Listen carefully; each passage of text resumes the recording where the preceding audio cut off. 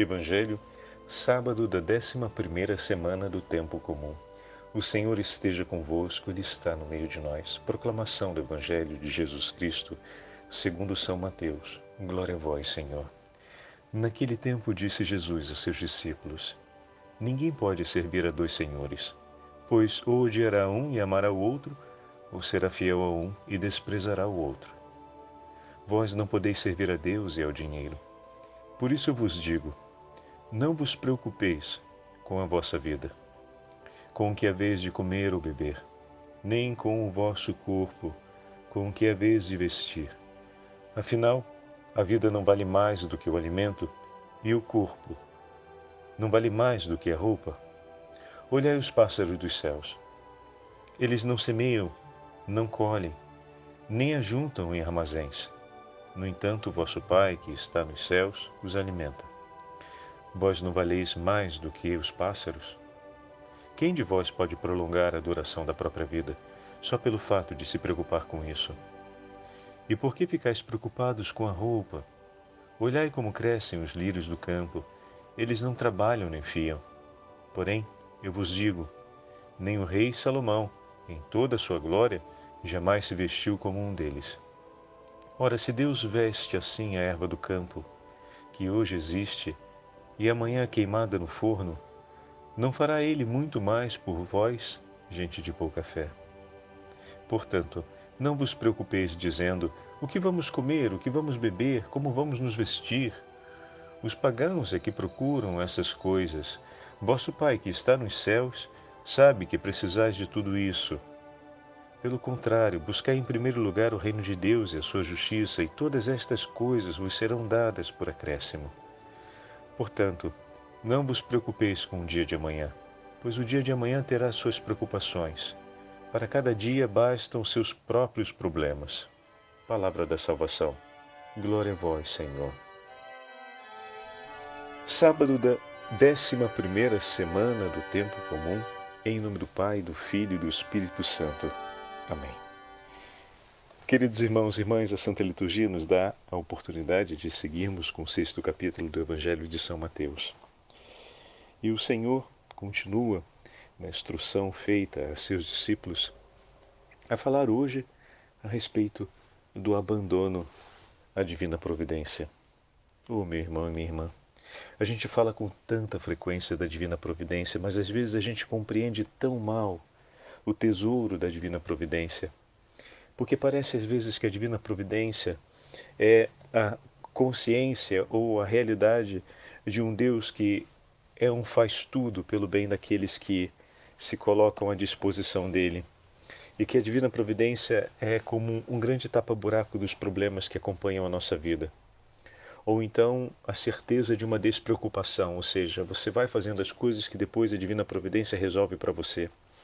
E não é exatamente isso. Isso seria uma compreensão muito vulgar a respeito de um tesouro tão grande, tão grande.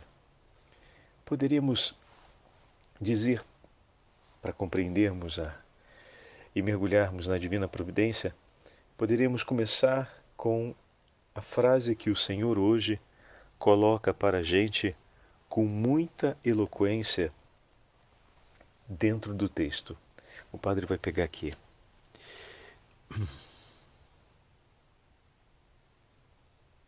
Versículo 33, estamos quase no finalzinho da leitura.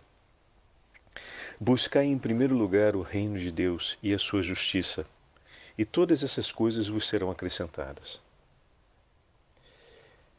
Esse é o ponto da divina providência, o ponto central da divina providência.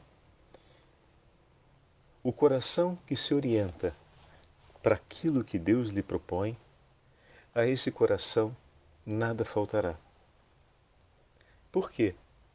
Porque no seu amor, Deus conhece as nossas necessidades e Ele sente prazer e satisfação em cuidar delas.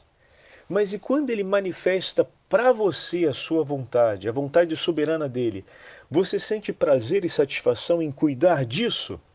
Aqui está o elo da divina providência. Estão percebendo?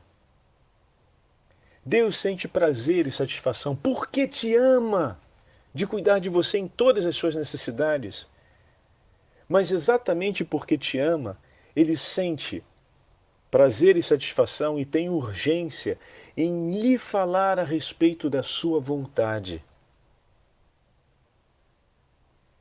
E o meu coração prova a mesma intensidade de amor por Ele, porque a relação da Divina Providência não é essa relação entre duas pessoas onde uma faz pela outra e a outra faz por si mesmo. Isso não existe. É uma compreensão equívoca. A mesma medida com que Deus nos ama, nós somos chamados a amar. Estamos dentro do Pai Nosso. Estamos dentro daquilo que desde o 5º capítulo estamos comentando. E essa seria a frase que nos ajudaria a entrar no texto de hoje.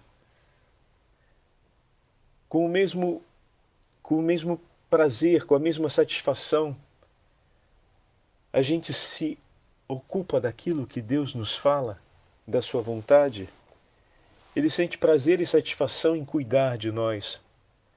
E nos revela, por primeiro, nós podemos olhar para esses cuidados dizendo, são cuidados imediatos. Mas muito mais importante é saber o que o teu Senhor tem a dizer, é compreender a vontade que está presente no coração desse Senhor e que não está oculta, porque Ele já disse que quer revelá-la. E Ele quer nos levar ao conhecimento profundo e último de todas as suas vontades e de todos os seus anseios. Então, se Ele sente prazer em cuidar de nós, muito mais prazer Ele sente em revelar, em abrir o seu coração. Para mim e para você, Deus quer abrir o seu coração conosco. Mas e eu e você? Queremos apenas desfrutar desse Deus, arrancando dele o que Ele pode fazer pelas nossas necessidades e nos desinteressando do coração que Ele quer abrir por nós? Queremos abrir o nosso coração para Ele, que na verdade é só entregar para Ele uma lista de encomenda das necessidades para que Ele adiante resolva a nossa vida e a gente continue vivendo com um nível de amor e de interesse, vamos colocar assim, pela confissão do seu coração, a confissão de amor do seu coração para conosco, a gente continua agindo com um certo nível de desinteresse, por isso importa pouco. O importante é que a Divina Providência nos assiste em nossas necessidades e ponto basta. Não pode ser assim. Não pode, absolutamente. É um encontro de dois corações que se amam.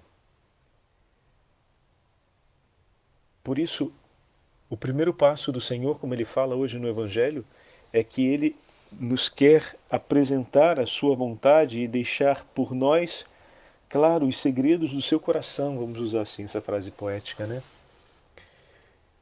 Porque nos ama e sente essa urgência de cuidar de nós.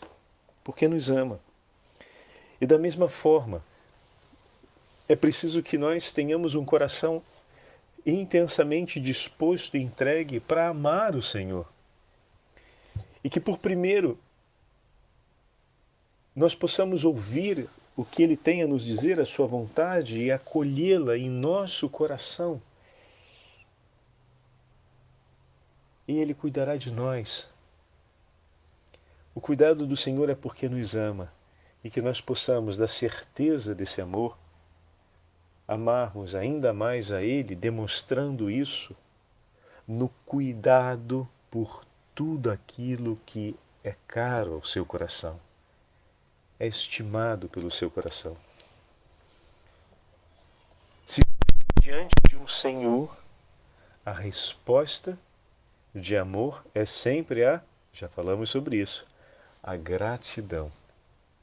E na gratidão a gente se interessa e cuida de tudo aquilo que é caro e valioso ao coração desse Senhor. Por isso é impossível servir a dois senhores. Terminará por amar a um e desprezar o outro. Porque amar significa devotar tempo, devotar energias, esforços, devotar o vigor da nossa vida. Então, como posso amar totalmente sem que venha desprezar um, porque a exigência de ambos me levará à totalidade da entrega da minha vida. O tema dessas últimas duas meditações, né? Desde o tema da santidade até agora, e no meio tivemos Corpus Christi. Então é amar em uma totalidade, é uma entrega não parcial da vida, mas uma entrega total. E eu vou terminar por amar a um e não amar o outro. Assim como Deus, quando nos ama, não nos ama parcialmente. Ele se entregou inteiramente por nós, todo inteiro por cada um de nós. E essa foi a celebração de Corpus Christi. O Senhor presente na Eucaristia, Ele está todo inteiro por todos nós e nada se perde da sua entrega. Ele se parte e não diminui. E nós ouvimos isso também na sequência, no dia de Corpus Christi, durante a celebração da Santa Missa. Então, o chamado que o Senhor nos faz no Evangelho de hoje, a esse abandono à providência, o abandono à providência, ele é consequência de um ato de amor. É a consequência, a providência por nós, em nosso favor, a providência em nosso favor é consequência desse ato de amor de Deus por nós. E o abandono à providência significa a nossa resposta de amor pleno e exclusivo ao Senhor, que me leva a deixar-me ser cuidado por Ele. O que também é uma necessidade, né? Eu vou me deixar ser cuidado pelo Senhor. Bom, é uma necessidade, meu amigo. Sem a ajuda de Deus a gente não consegue nada nessa vida, não. Então é uma necessidade, mas se torna depois um ato de docilidade e amor quando isso vem reconhecido, estimado e honrado por cada um de nós. Como assim, Padre? Deus cuida da gente, nós temos necessidade do cuidado de Deus, e Deus cuida da gente, a gente querendo ou não ser cuidado por Ele, Ele vai cuidar porque Ele ama. Ponto. Isso é fato. Agora, a gente vai reconhecer, na medida em que a gente reconhece a necessidade desse cuidado, na medida em que a gente percebe a ação de Deus nesse cuidado, e na medida que a gente se abre para o louvor por isso, por esse cuidado dele por nós, isso vai ganhando uma beleza na nossa vida singular. Por quê? Porque em nossa liberdade estamos conseguindo reconhecer a nossa condição, reconhecer a bondade de Deus por nós e demonstrar a nossa gratidão por isso. E ali se celebra uma aliança de amor, percebem? Mas esse ato do cuidado de Deus, ele está acontecendo por você. Quer você queira, quer você não queira. Quer você reconheça, quer você não reconheça. Que bom que é assim. Que bom que é assim. Que bom que o Senhor nos ama de uma forma infinita, de uma forma generosa e não mesquinha. E é muito melhor quando nós vamos tomando consciência disso e cantando essa alegria. Aí sim faz sentido abandonar-se à providência. Porque nós já estamos alcançados por ela, porque Deus já decidiu cuidar de nós. E bendito seja Deus. Somos nós que ainda não decidimos de coração, ou seja, ainda não decidimos com a totalidade do nosso coração cuidar das coisas de Deus. Ó, tá vendo? Aí voltamos ao ponto inicial. E reconhecer a ação da Divina Providência por nós nos entusiasma ainda mais a tomar essa decisão que os céus se movem e esperam. Que nós possamos abraçar de todo o coração as coisas de Deus e cuidar em absoluto delas como o tesouro da nossa vida, como falávamos ontem. Onde está seu coração, ali está o seu tesouro, o tesouro da nossa vida. E ao fazermos isso, que preocupação teremos se o Senhor cuida de nós? A minha causa está nas mãos do justo juiz, a minha vida pertence a Ele. Ele conhece todas as minhas necessidades. Isso me permite repousar sereno. Você já pensou, vamos aqui dar um exemplo, né? Espero que esse exemplo não disperse, mas talvez nos ajude um pouquinho. Jesus conhecia o coração de todos os seus interlocutores, dos discípulos. Jesus não tinha onde dormir, porque ele não trabalhava para pagar o lugar onde ia dormir. Ele não tinha o que comer, porque ele não trabalhava para comprar a sua própria comida. Isso a gente já falou algumas vezes, né? Durante os 3 anos de missão, o Senhor viveu exclusivamente da caridade de outros. A condição praticamente equivalente a um mendigo. Se alguém abre a porta para ele dormir, ele tem onde dormir. Se ninguém abre a porta, ele dorme um relento. Se alguém entrega a ele um pouco de comida, ele tem o que comer. Se ninguém entrega nada, ele vai ficar sem comer. E aí você pode falar, tá bom, mas ele era uma pessoa boa. Quem não iria abrir a porta para ele? Quem não iria dar para ele de comer? Que o digam os gadarenos, que depois que ele desembarcou lá e curou o homem que estava sob a possessão diabólica e expulsou os demônios que oprimiam a sua vida, foi expulso de lá depois de uma viagem para um lado, teve que viajar de volta para o outro, né? E em outros momentos ele teve que sair das cidades por conta da perseguição dos judeus e se refugiar no deserto. Não é que no deserto você tenha muita coisa. Então, por diversas vezes, em diversos momentos, o Senhor teve que lidar com as situações onde não tinha o que comer e não tinha também onde dormir. E você pode pensar, será que essa foi a preocupação maior do coração do Senhor?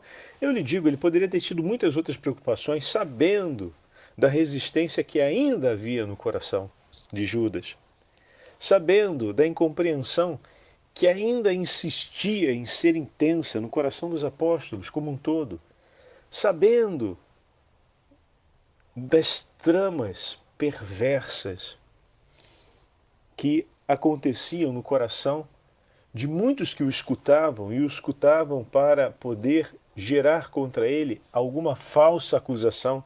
A gente já fica com medo do outro falar mal da gente. Imagina o Senhor que conhece os corações. Estão entendendo? Se a gente olha com a nossa condição, esses passos, era para ficar sem dormir, ficar passando de dor de estômago o dia inteiro, ficar com dor de cabeça, ou então passar dor de barriga. Era para ficar muito mal, né? Mas a sua causa e as suas necessidades estavam sempre todas nas mãos do Pai. Todas. Todas.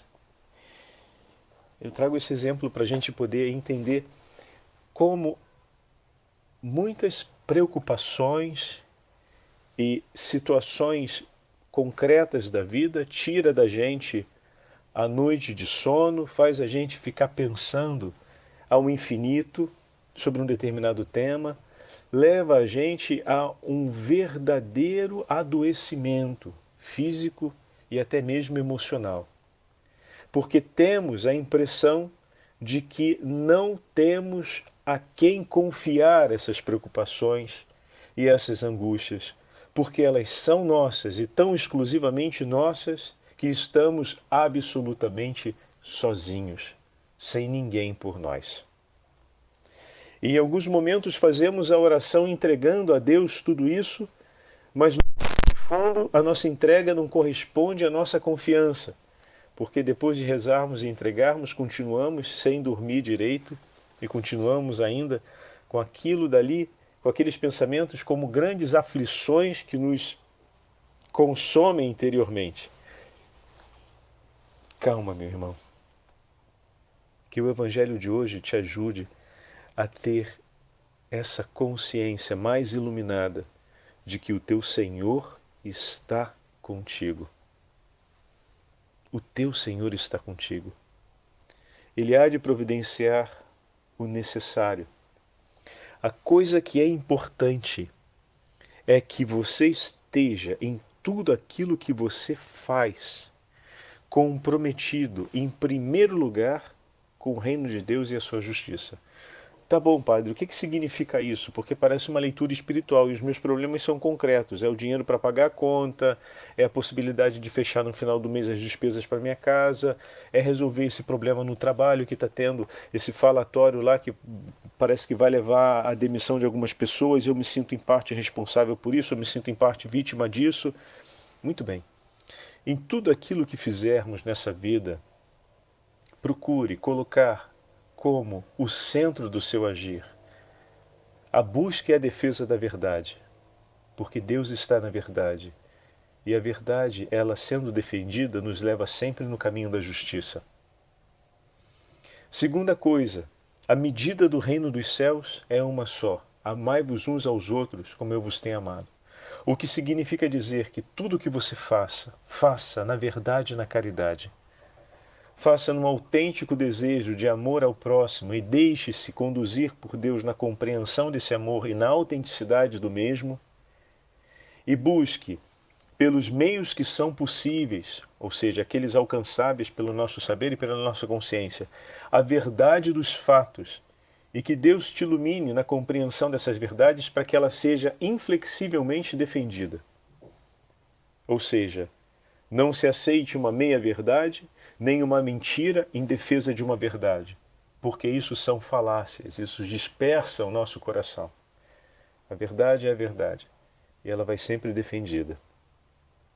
Então, uma vez que esses dois elementos estão colocados no centro da nossa vida, na hora do nosso pensar e agir em sociedade, na hora do nosso pensar e agir na relação familiar, na relação com o próximo, nas relações de trabalho, os problemas e as dificuldades que surgirem, o teu Senhor estará contigo do teu lado. Mas e se eu não agir assim, Padre? O Senhor não vai estar comigo do meu lado? Ele vai estar também porque Ele te ama. O sol se levanta sobre os justos e injustos. Mas a primeira coisa que Ele vai fazer por ti é te direcionar nesse caminho, porque esse é o caminho que Ele colocou. A primeira coisa que Ele vai fazer por ti é ajudar você a ter de novo a clareza sobre o amor e viver a autenticidade desse amor segundo o Evangelho. E a segunda coisa é te orientar na direção da verdade, ou iluminando a tua consciência, ou levando você a cumprir o ato de justiça, que é a justiça social. Se houve uma ofensa ao bem social, isso precisa ser corrigido, então ele vai te levar por esse caminho penitencial de correção, mas ele vai te colocar de novo no caminho da verdade. Então, a primeira coisa que ele vai fazer é te levar de volta para ali. Deixar de te ajudar, ele não vai. Porque ele te ama, isso já está declarado. Ele não vai te deixar. Mas o primeiro ato de amor dele por você é conduzir você de volta nessa direção. Ele não coloca pano quente, ele vai te levar para lá. E não se preocupe, porque se temos que, digamos, sofrer o peso de uma correção, que seja pela mão de nosso Deus, que sabe ser misericordiosa e sempre será justa. Então que seja, Senhor, pela sua mão, que o meu coração seja corrigido e conduzido novamente no caminho da verdade e da vida, no caminho do amor. E dessa forma, o Senhor estará conosco e cuidando de nós. Por isso, se aprendemos essas medidas e vamos vivendo, como eu falava ainda há pouco, os problemas vão acontecer, mas está tudo nas mãos de Deus. E nós vamos sempre saber como conduzir cada passo. Por isso, não se conhece na Sagrada Escritura o momento em que o Senhor tenha ficado sem dormir porque estava preocupado, ficou andando de um lado para o outro sem saber o que fazer, que terminou sendo grosseiro com A ou com B, porque afinal A e B estava tirando ele do sério. Porque tudo no seu coração estava sempre segundo o coração do Pai. E tudo o que ele conhecia, porque ele conhecia o íntimo dos corações, ele o conhecia para levar e ordenar na direção da vontade do Pai. E é aquilo que às vezes a gente não consegue dizer para as nossas preocupações que conhecemos, temos dificuldade de orientá-las na direção de Deus. E dizer mais uma vez para todas elas que estão ali acontecendo na nossa mente, dentro do nosso espaço de sono, dentro do nosso espaço de refeição, dentro do nosso espaço de silêncio pessoal, dizer as nossas preocupações, o quanto elas pertencem ao Senhor. E dizer a nós mesmos, diante de nossas preocupações, o Senhor está conosco e no tempo justo elas vão se resolver. Senhor, entrego em tuas mãos, ilumina o meu coração e a minha alma, para que, segundo a ação do teu Espírito Santo, eu encontre os meios necessários para que tudo isso se resolva para a honra e glória do teu santo nome. E honrar e glorificar o nome do Senhor significa o triunfo da caridade e o triunfo da verdade. E voltamos ao ponto. Entenderam? Isso é importante. A nossa oração precisa ter essa qualidade. Do contrário, é como se a gente rezasse para os problemas. A gente está tentando exorcizar o problema, ou seja, olhar para o problema e falar com o problema. A gente tem que falar com o nosso Senhor a respeito dos problemas. A gente deve comandar sobre eles. E não o contrário. Do contrário, eles se tornam o Senhor da nossa vida, com quem a gente dialoga. Eu dialogo com o meu Senhor a respeito dos problemas que conheço e que estão ali. E é o meu Senhor que vai ajudar-me a enfrentá-los e a orientá-los na direção de uma solução. A centralidade é sempre o diálogo com o Senhor. Imagina, se Jesus não tivesse essa orientação ao Pai, terminaria por fazer justiça com as próprias mãos. Se ele partisse do conhecimento do problema, ou seja, o que está no coração dos seus interlocutores, e todo o ódio que existe no coração deles, e ele fosse enfrentar o problema, né? Imagina, esse mesmo conceito que eu acabei de falar, de dialogar com o problema no sentido de exorcizá-lo. Ele teria descido a lenha, como a gente fala, né? Em todos aqueles que estavam ali. Mas em nenhum momento a gente vê a agressividade do Senhor contra eles. O Senhor não é violento.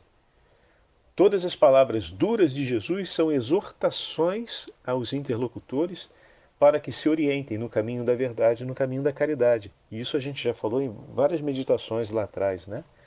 O Senhor não fala para dar um carão. A gente geralmente fala, caraca, Jesus acabou com ele. Não, Jesus disse a verdade. Se não abraçarem a conversão, morrerão no vosso próprio pecado, morrerão nos próprios pecados. E muitas vezes o Senhor os chama de hipócritas, não porque está dando uma bordoada lá, bem feito, Jesus deu na cara dele, chamou de hipócrita mesmo na lata. Não é isso. Ele está dizendo para eles a respeito da verdade. Ou seja, está dizendo para eles, não interpretem mais. Vocês estão interpretando um papel.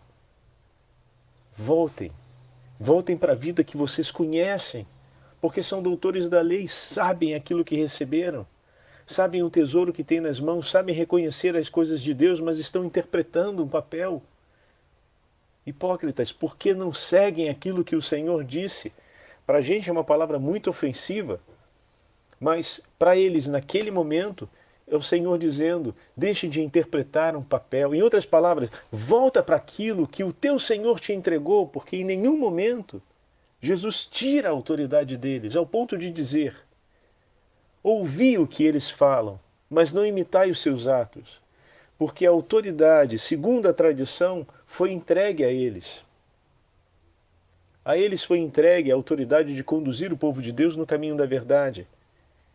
Então, por meio deles, tão imperfeitos e perversos, o Senhor continua cumprindo a sua aliança de amor em favor do povo, conduzindo o povo no caminho da verdade. Porém, estejam atentos, porque o coração deles não se orienta mais nessa mesma verdade que eles ensinam.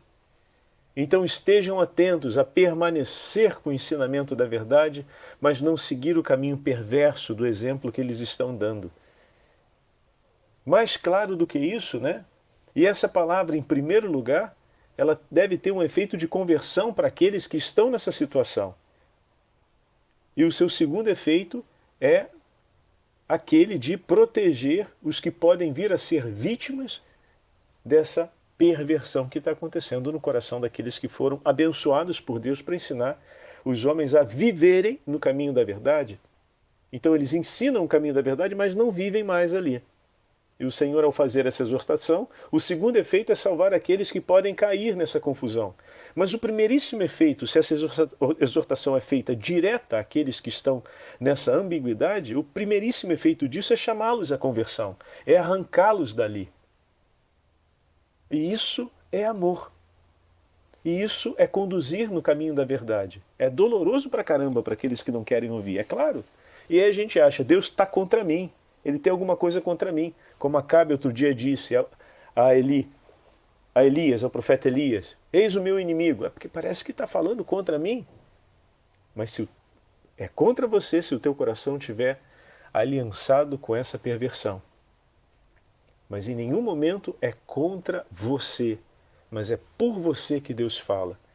Mas se a perversão se tornou agora o caminho da sua vida, e se os méritos dessa perversão passaram a ser os senhores da sua vida, o que você ganha com isso é que norteia, pode ser o dinheiro, pode ser o poder, pode ser o prestígio. Se eles são agora os novos senhores da sua vida, sim, de fato, Deus que te chama para o caminho da verdade vai ser desprezado.